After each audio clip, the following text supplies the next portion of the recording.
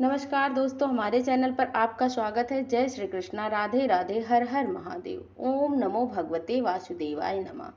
वैशाख मास महात्म्य अध्याय 4।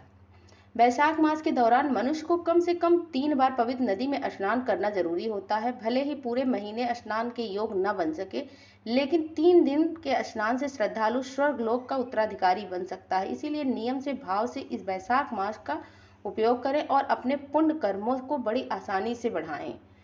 वैशाख मास महात्म्य का अध्याय 4 सुनेंगे। नारद जी कहते हैं कि वैशाख मास में शरीर में तेल लगाना, दिन में सोना, कांसे के बर्तन में भोजन करना, दोबारा भोजन, खाट पर सोना, घर में स्नान करना, यह सब कार्य वर्जित होता है। वैशाख मास में दोपहर के समय थके हुए ब्राह्मण सुंदर आसन देकर उसके पैर दबाता है तथा गंगा आदि सब तीर्थों में के स्नान का फल प्राप्त करता है। वैशाख मास में जो स्नान नहीं करता वह कमल पात्र पर भोजन नहीं करता और वह गधे की योनि को प्राप्त करता है, खच्चर की योनि को प्राप्त करता है। मनुष्य रोगहीन, मोटा, ताजा होकर भी वैशाख मास में स्नान न करने से चांडाल योनि को प्राप्त होता है। वैशाख मास की संक्रांति के दिन जो बाहर जाकर किसी तीर्थ पर स्नान नहीं करता वह 100 जन्म तक कुत्ते के जन्म को लेता है। वैशाख मास के में अन्नदान अथवा जलदान न करने से निश्चय पूर्वक कभी दुखों से मुक्ति नहीं मिल होती।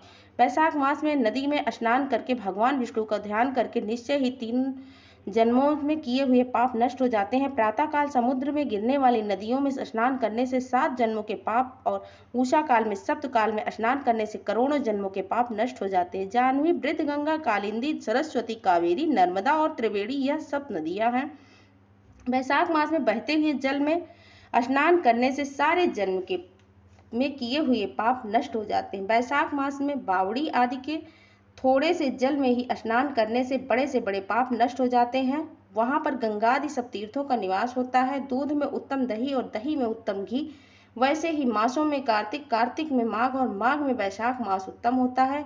दरिद्री तथा पराधीन को जो भी थोड़ी से थोड़ी वस्तु, जल, कंद, फल, मूल, फल, गुड़, छाछ आदि मिल जाए वही दान करनी चाहिए। दान न करने से दरिद्रता आती है और दरिद्रता से मनुष्य पाप करता है तथा पाप के से नरक मिलता है। इसीलिए मनुष्य को सामर्थ्य अनुसार अवश्य दान करना चाहिए। यदि कोई वहां मकान बहुत बड़ा हो परंतु उस पर छत ही न हो तो शोभा नहीं देती है। इसी प्रकार वैशाख मास में दान के बिना मनुष्य व्यर्थ है। वैशाख मास में देवता विष्णु हैं, इस कारण इस मास में किया हुआ जप, दान, यज्ञ और तप अधिक फल देने वाला होता है।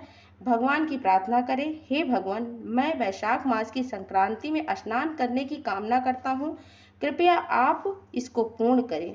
तथा हे मधुसूदन, मैं स्नान करके आपको अर्घ्य देती हूँ, आप इसे ग्रहण करें। गंगादि सब तीर्थ मेरे अर्घ्य को ग्रहण करें, मुझ पर प्रसन्न हो। आप समदर्शी पापियों पर भी कृपा करने वाले हैं, मेरे अर्घ्य को ग्रहण करें और यथोचित धन देवें। इस प्रकार अर्घ्य देकर स्नान करके वस्त्र पहनकर अपना नित्य नियम करें और वैशाख में उत्पन्न होने वाले फूल से भगवान का पूजन करें तथा वैशाख की कथा सुने। इससे करोड़ों जन्म के पाप नष्ट हो जाते हैं। जो तुलसी दल से भगवान का पूजन करता है वह सार्वभौम राजा होकर अनेक जन्मों तक विविध सुखों को भोगता है और फिर अपने कितने ही कुलों के साथ विष्णु साम्राज्य को मुक्त पा जाता है। ओम नमो भगवते वासुदेवाय नमः।